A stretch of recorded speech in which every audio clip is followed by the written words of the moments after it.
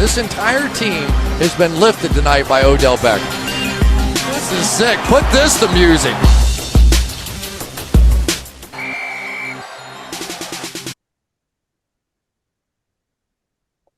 Your call has been forwarded to an automatic voice messaging system. It's Rad League podcast, folks. FIO is nowhere to be found. We have first ever playoff edition of the Rad League podcast. I'm joined today with 3 of the 4 members who missed the playoffs. We're going to go into how they felt their season went and how they think the playoffs are going to shake out. First off, I mean, is Mike dodging us? Like, how are your guys' thoughts on this? I mean, it's been a tough couple weeks for him after going all in. Yeah, I think I killed the king. I took out 2 of his best players. That was a must-win. It turned out to be a must-win week for him. Just, I don't know. I've never seen a team go all in like that and just completely collapse. I think it's kind of funny because Inferno was like he couldn't be more afraid of Mike after that trade. We're fucked. He's gonna win now. It's done. And that didn't age well. Clearly, just I've never seen anything like it. Like what was it? Burrow and Andrews in the same game. Yep, in the same game. Which effectively killed Chase. And well, not against me last week. Thanks. Rocco, you missed a guy when you killed him. So yeah, our 3-time Rad League champion, figure it out. The 7th seed finished with a 7-7 record, just missed out. I believe they had the lowest points, or they had the lowest points against in the league. Their points for was 4th lowest, so they just couldn't compete with the other 7-7 teams that made it in. Here with us today, who we do have, is Jason, manager of the Jackrabbits, 6-8, 2nd in points for in the league. Didn't make postseason. And we have 9th place, greatest show on paper, Rocco, 5-9. Probably not the season you had hoped for. Then the Vacuum Cleaners, managed by Zach, our defending champion, all the way from France, Canada, with a 2-12 record this year. Zach, let's start with you. Give us some kind of statement here. The vacuum cleaning fans need some kind of hope going to next year. They just tasted glory. They tasted cocaine off of the Rad League trophy last year, and now they're licking shit off of it. Yeah, I mean, here, let me get this will be easier this way. It obviously wasn't the year that we had hoped for. It started off shitty and it ended shitty. Nothing went well. Things still aren't going well. But we made the most of it. We lost just about everyone in injury right off the bat. Lost Deontay Johnson for like 7 weeks. I think week 3 we lost Mike Williams, and then we lost James Conner. We lost Justin Jefferson. We lost who else did we lose? I don't know. Everyone else. And we tried to make some moves in the beginning of the year to get around the injuries. Those guys ended up being hurt as well. So that didn't really help. And then about halfway through, we decided to make the business decision to focus on next year, focus on the future. Made that trade with Mike where we sold our entire team for Breece Hall to make, maybe the best 1-2 keeper punch in the league, Justin Jefferson and Breece Hall. And pretty excited about that. Excited about next year. Was excited. Kept making moves at the end of the year to try and make a little Dookie Bowl run, but all those guys are hurt now too. So yeah. They were hurt when you got them, bud. Well, I mean, rest in peace, Tank Dell. Yeah. Justin Jefferson hurt after a quarter. Alex Madison hurt again. You know, and at some point, what can you do? We averaged 130 points against every single week. So Yeah, you even had the high points against this year. Jason, I think you were second in points against, and then as I mentioned earlier, second in points for as well. This is a team you started 1-5, and you didn't make it. What's going through your head right now? I must have done something to piss the fantasy football gods the fuck off. Like, I don't understand at all. Like, I think when everybody came over that weekend to the Jackrabbit Hole to watch football, that was the beginning of the end. And if you had told me that, I would have said you were higher than I was, for that matter. Like, that's just like I don't know how I don't know how the fuck we got here, boys. Like, I'll start. Like, I do know how we got here. It's just You got Foreman bombed on a I got Sunday in Rude Hill. I got Foreman bombed, and I did that to myself for Foreman and Curtis Samuel for Khalil Herbert, and ended up being done mad. Flipped him for Hollywood, who fucked off with a heel injury, and that trade. I don't make that trade. I don't know if Foreman makes my lineup that week, but trading him to you definitely played a hand in losing that. So whatever. I'm 5-2. I go into week 8. I put up 139 points on GSOP, who decides to pretend like it's 2022 all over again. Puts up 146. Like, just okay, all right. I'm 5-3. I traded. That was the week 9 was the week I made that move with Zach. I didn't even lose because I didn't even lose. I think it's Keenan Allen and Tank Dell for Mondre, Gabe Davis, and Downs. I didn't lose even because of that. I lost because I was just feeling it. Yeah, no, let's make another trade. Sure, trade for Darren Waller and before he goes on IR. Brilliant.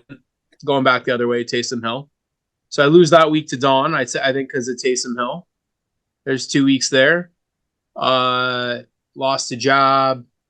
Beat Zach after making that trade with Dame. Like, I have no regrets over where I ended up, Keenan and Tank. I have no regrets. I ended up with Mike Evans and DJ Moore. I think at this point, going into week 15, I'd much rather have Mike Evans and DJ Moore over Tank Dell and Keenan Allen. Traded Kamara to make that happen. And the 2 running backs I had to show for. Mondre gets hurt last week in the first quarter, playing the Chargers. Like, give me a fucking break. Brian Robinson gets hurt last week, 7 carries, 53 yards. Oh, bad hammy. Had 130 plus points going into Monday Night Football. Was winning at halftime. Just to have Jamar Chase bend me over with a 76-yard touchdown. Like, you can't write this shit. And then to top it all off, Justin Herbert and Josh Jacobs go down last week against a Tink team with no Pacheco, no Taylor, not a shred of competence almost anywhere on the roster. But, it's just, yeah, sure, Tink luck. Why not? Like, retirement is on the table right now. Like, that's how I'm feeling. Yeah. It's one of the tougher scenes that I've witnessed in the Rad League. At one point, I think you had 6 guys that could have been considered an RB1/RB2 on your team. And the only time I've ever seen that was when Mike did it to us in like 2017 and he won the Rad Bowl by a landslide. Yeah. This is one of the crazier things I've ever seen. Probably the best team I've ever seen miss playoffs. If you can find me another one, be my guest. I agree with that. Like, to have the second highest points for, and it was closer than it should have been in the last week because my guys just pissed right off last week. But to have the second high, I had more points against than GSOP. Like, yeah, Zach, what happened to you was bullshit. But like second most PF, second highest PA, Yeah. and then just, put up the points I did and lose to GSAW, put up the points I did, get walked off by Mike, put up 120 and lost to Inferno a couple weeks ago. Like, you just, I don't have the words for it. There's going to The be a lot of 2-2 emotion. and not make it is. I was third PF, third points against, just made it in. Rocco 5-9, kind of a up and down, mostly down season. You trade away your keeper AJ Brown, which probably did help your team out getting Mixon and Devonta Smith for this year, but we didn't get in, so it doesn't really matter. What's the outlook looking for GSOP? What can these fans look forward to this offseason going into next year? Yeah, well, I think the biggest reason why this year is a disappointment was not just because of how the year went, but just based off of like how the last 2 years went and how, we've shown our fans, what this franchise is really capable of. Like, you can say what you want about 2021 with my own luck rather with the points against, but still went 12-2. I don't think a team has ever won that many games in a single year, made the Rad Bowl. And then last year, obviously, we barely got in, but was easily, I think, the best team that I've ever built. And then to go one and done. So, after a couple rough first couple of years, we really showed like, we belong in this league, we can compete. And then, this year, just, kind of one thing after another. Like, Zach had his injuries. Nick Chubb almost having his career ended in Yeah. two. Kind of forgot about that. That's certainly, yeah. Trying to Feels like forget. a lifetime ago. With that, that didn't help. I myself actually suffered an injury in September as well, a brain injury when I drafted Cam Akers in the second round. That I think alone was the beginning of the end. That was easily just the stupidest decision that I made all year. And then, you mentioned the Brown trade, and at the start it was not looking like I really made the right call, but here we are at the end of the year. Joe Mix is the RB6. Devontae, there was like a month stretch where he was consistently outscoring AJ Brown, and I know that we have a couple guys in this league who have rather strong opinions on him, but no, it was a thing where like I really did not want to trade Brown, but I just knew that like Jerome Ford, another guy who we have strong opinions on in this league, I couldn't go the rest of the year with him being our RB2. It was not going to happen. And like, while yeah, the end result wasn't great, like that trade alone single-handedly got me to 5 wins. I would have been 2-12, I think, if I did everything right and mapped it up. I would be 2-12 if I had Brown and Gabe Davis, who, what a phenomenon that guy is. I trade him at his absolute peak, and then ever since then, I think he had 3 games without a single point, 2 other games with less than a point.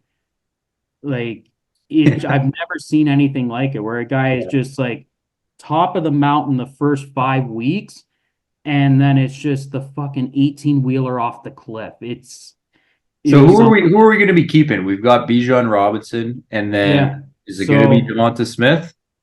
It could be Devontae. I know you and I talked about keeping Jalen Hurts and how you don't think that's the best idea, but we'll see. I really think that the draft lottery is going to play a role in what I end up doing. Like if I end up getting 101, if my connections continue to hold strong, like it'll depend. But like if I end up in the middle of the pack or even at the bottom of the first round, like I'd say right now, just because like, okay, this past week wasn't great, but I think Hurts only had 2 weeks the whole year where he had like under 18.9. Yeah, he had his So worst week this past week against me. worst week, yeah, by far. Yeah. And just like, sure, there's a lot of good quarterbacks out there, but to find that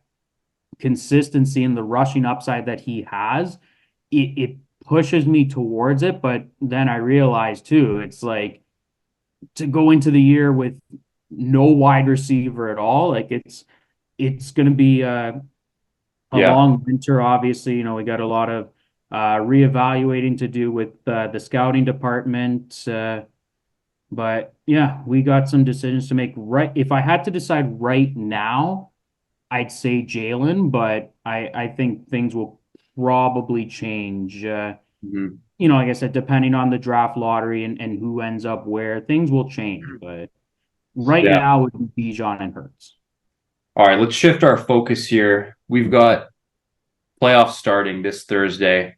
We've got a couple of good matchups here. Let's start with, how you guys are thinking the first round is going to go. First up, we've got the 3 seed Tinker Soldiers versus 6 seed Bench Warmers. Zach, why don't you start us off? How you see this matchup going? I don't think it's close. If I still had Tank and Madison, I think I have a better team than Tank. And I mean, no offense to the guy, but it's he chipped away all year. He got those wins out just like you have to do. But I mean, I don't what he max scores like 110 maybe, and I don't like long-term bench warmers team in terms of like a run in the playoffs. But I think he's got the firepower of a playoff team, especially with Ramondre going down. James Cook has looked really good recently, and then he's got he's got his 2 studs there at RB and Travis Kelce, obviously. The one question I guess for him is just his receivers. Yeah, Jay, what do you like here?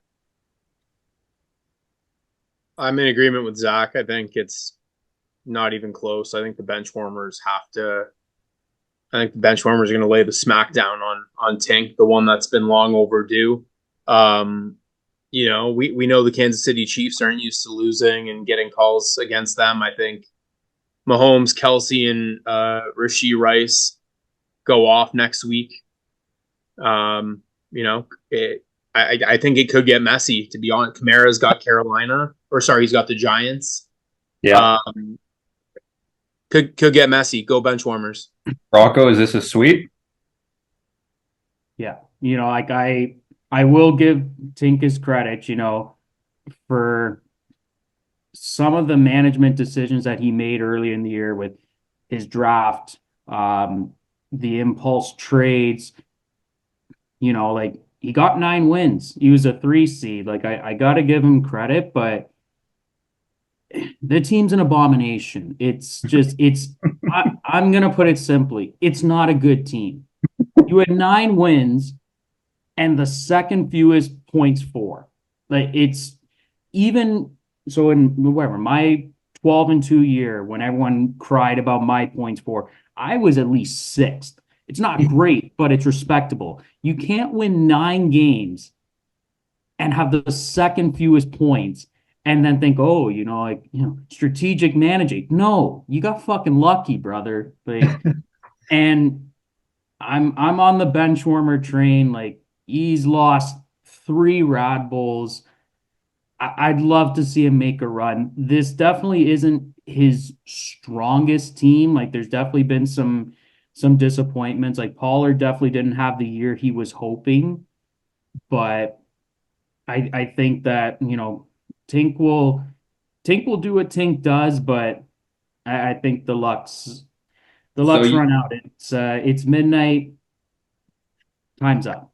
So you all have the 6 seed winning, which would set up a bit of a nice bracket scenario for everyone, where they would be eventually playing Inferno, the 6v1 seed. So that would mean the winner of myself, Andy's Love Life, and Eat My Grit would be playing Jab. So this first round matchup, I think this is where we're going to get our first kind of split decision. Let's hear quickly who you're all voting for here, Zach, between Andy's Love Life and Eat My Grit. I got the upset. I got ALL. The 5 seed coming through. Okay, Jay. I think EMG has some really good matchups. So on paper, I have to go with them with that in mind. I hope I'm wrong. Interesting.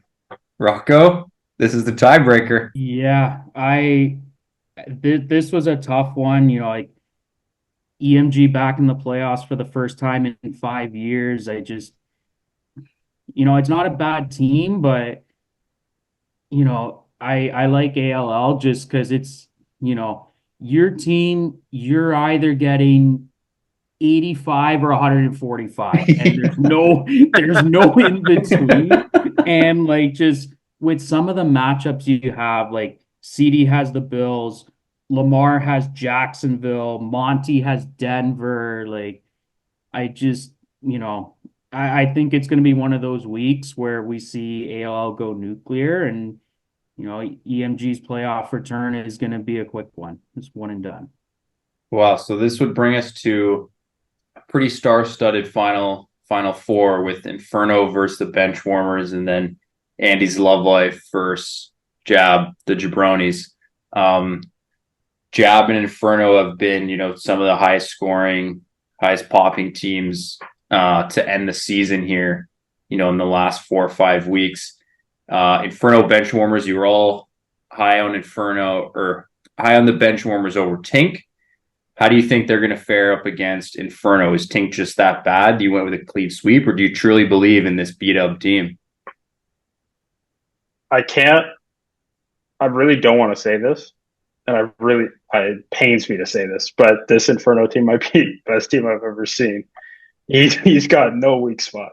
He's got like the best receiver core I've ever seen, and then you take a look at his RBs, and they're like, oh, Christian McCaffrey, Derrick Henry, and then Rashad White's just in one. So, I mean, Diggs, Adams, Brown, Nakua, Pittman, Josh Allen. There's no weakness here. TJ Hawkinson. TJ Hawkinson. I think he beats Dame. Jay. Yeah, if there was one team that I could have no argument with being better than me all year, it was Inferno, top to bottom. They are just a unit and a half, maybe a unit and 3/4. I would love to see Dame get a Rad Bowl like just once, because he gets there. I think before his third kid. Holy shit. Yeah. But I don't see this being the year if he's got to deal with this team. Can Dame pull off an upset? Maybe, but like as Zach said, there's no weak spot here. If I gotta put my chips down, it's on orange. Yeah, I'm gonna say the same. I love Dame. I really want him to win that Rad Bowl, but like Inferno, he was the clear-cut best team the whole year. And we kind of talk like, oh, like there's a couple teams that could give him a run for his money. It was never really close. And I think I kind of need to put this out as like an official like statement to the rest of the league. Stop trading with this guy. If you look at his lineup, Josh Allen, trade. Diggs, AJ Brown, Puka, Rashad White, every single guy on that fucking roster, Hawkinson too. It's been a trade. Like I don't know. This guy had to have taken like Jason and I both at Brock Spima took a negotiations class. I don't know what fucking negotiations class this guy took, but he just has a way with like he makes it work with trades, and it honest to God is one of the best teams I've ever seen. And unless he gets an injury for the first time all year, I don't see him losing. This has been a bit of a phenomenon. No injuries recorded for the Inferno through 14 weeks. One asterisk injury when David Montgomery got hurt and missed 1 week for him. And then he, I think he traded him to me. When he traded him to me, I don't know if he was already hurt or I don't know. But Monty's first game for me, he had come back from injury, and it was his first game back from injury. That was the first time I had him. I think that trade was before week 4, if I'm not mistaken. Because I remember T had a big pop game in week 2, was quiet week 3. He was gone after that. But I think he might have missed the one game, and that was it. So then on our other side of the bracket here, and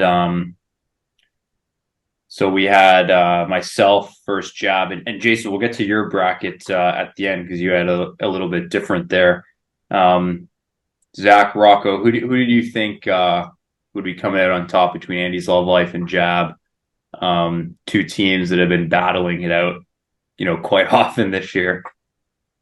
Yeah, I think Jab started off slow the year, if I remember correctly, but this back half has just been on fire. And if we're talking in the grand scheme of the league, he's got that same upside every single week as Inferno. You have that upside too. I think his floor is a bit safer than yours. And I think he probably stays hot. He's been putting up like 120 plus every week. I think he stays hot and he makes it in. Yeah, this for me, like when I was making my bracket, this was easily the toughest one to try and figure out like who I thought was going to go through. I was going back and forth, like just because there's so much crossover between the two squads. Yeah. Tyreek versus Waddle, Gibbs and Monty.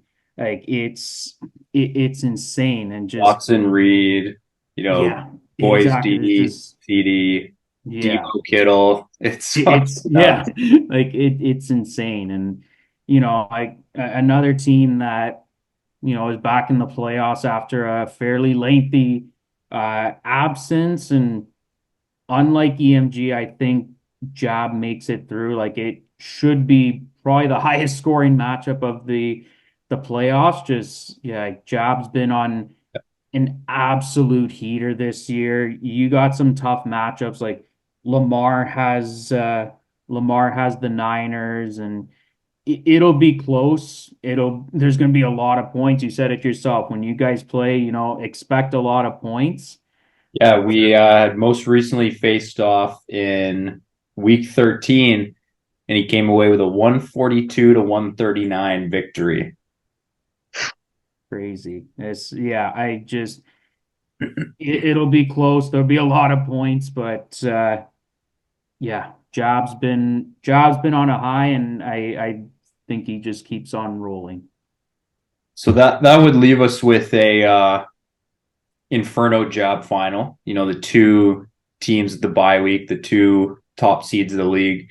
However, though, Jay, you had the playoffs going a little bit differently here.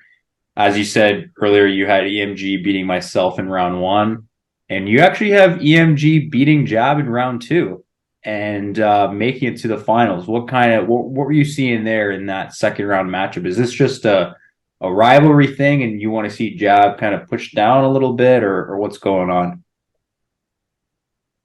Yeah, well, I mean, I don't think it's unfair to say I'm still not happy about the handlebars week 1.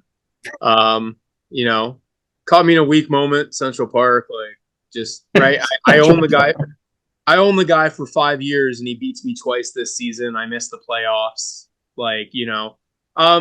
That aside, I don't really have nothing like that really came to mind. I look at EMG's team, and I just and quite honestly, I think there's a good shot that you take him out if you get in the semis as well. I don't like what I see matchup wise, and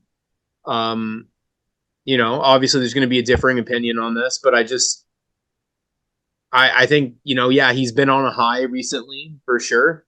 He has a good team. I think that Gus Edwards trade has worked out a lot better for him than everybody realized it would. And I give him credit for that. It only takes 1 week to come crashing back down there. And I think EMG's rolling too right now. He has a lot of upside. I think it's a little bit closer if it's ALL versus Jab in the semis. That it's kind of flip a coin because your upside is there as well. But I think that I just think EMG is a little bit deeper than Jab, to be honest, and I like the timing of their matchups a little bit better. Okay, so you would have a EMG Inferno final. The other two you have Jab Inferno. So the two with the Jab Inferno final, Zach, Rocco. How do you see this playing out? Is this just Inferno just fucking rubbing off on us like all year? It's kind of been. I don't think he's not been in first place since week 1 in the standings. Is this just going to continue all year? Are we going to have to listen to this guy all off season? Like, he's the newest member of the league, if I'm not mistaken, and he's just going to win it in his second season? I think this is going to be if these are the two in the finals, it's going to be a bloodbath. I could see this being 165 to 150, and it's just like the highest scoring Red Bull we've ever seen. Both their teams have so much upside and so much pop. I give it to Inferno in the finals. I think he wins it. I really hope he doesn't, but I think he wins it. His team is just too stacked. A bad week, he puts up 120 points. That's kind of tough to argue against. They do have a couple matches that line up as well, like Debo and CMC both facing a really weak Washington defense. But I think this is just one for the record books for Inferno. Who's your MVP? CMC or Tyreek Hill? CMC. Really, Rocco? Yeah. I really, really hope I'm wrong, but it's the year of the orange. I want to be wrong because I know, and Inferno, I love you, man, but you can be so fucking insufferable sometimes. I What know a great guy to talk never... to one-on-one, and then he'll just drag you in the dirt. You're a 2-10 team, and he beats you by 100, and he just drags you for a week. Yeah, Nice guy though.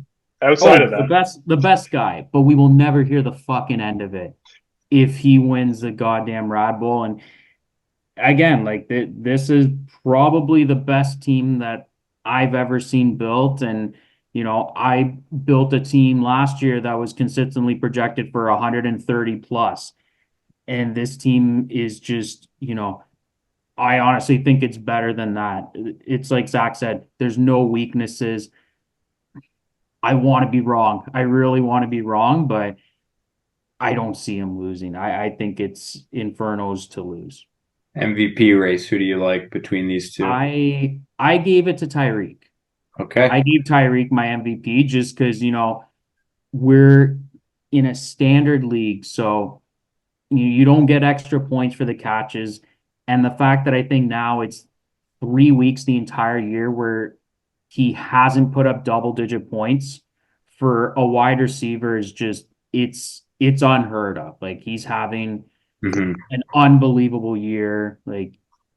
He might be the first guy ever to get to 2,000 yards. Yeah. And with how bad Tua has looked sometimes, the fact that he's putting up these insane numbers, CMC's great, but look at all the other weapons they have and other guys that you have to kind of focus your attention to. And Miami's got a lot of weapons too, but it's Tyreek for me. He's been unbelievable. Jay, quickly, who do you like in this MVP vote? And then, you had an Inferno EMG final. How are you leaning right there?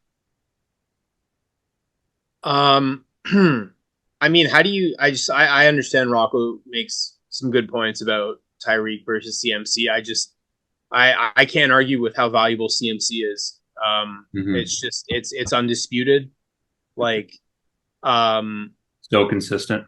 Oh, and just this is a guy that 2 years ago, it was this guy is just completely painful to own because he's always hurt, and the narrative on this guy was low, and to see what he really is, for him to do this. Like I think there was a time a couple years ago where we thought he was done, or he was done doing what he's been doing this year. So you know, I respect him. He's got my vote. As far as the finals goes, this is Inferno's year to lose. Like, you don't just roster a team like that and bend over when it matters most. That's my job, my team's job. But I think it's I think this is the year of the Inferno, and I have no problem with him winning. No issue at all. When you can get Andy drunk at a Raptors game in March and talk him into a 3-team deal, that sets you up. Like, you know, Where it all started. Probably cost him $40, $60 at the game. Good on him. Congrats. Well, I mean, that's a clean sweep for the three of you. We've got a minute left here in our recording. I'll go over some of Mike's picks. This would have been the shocker. This would have been the shocking bracket. Wish we could have had him on. He had Benchwarmers beating Tink, which you all had. He had myself over EMG. And then, but he still had the 2 number 1 seeds, or the 2 top seeds, pulling it out in the semis. And then he had the Jabronis taking down Inferno in the finals. This if this ends up being the finals, these 2 number 1 seeds, which we've seen in the Rad League before, we've seen the 2 teams get a bye week, make it all the way. It's going to be quite the battle. So there we have it, folks. We have 3 Inferno votes and then 1 jab vote for the 2023 Rad Bowl. Thank you all for coming on. I wish you a better 2024 season, truly, especially you, Zach.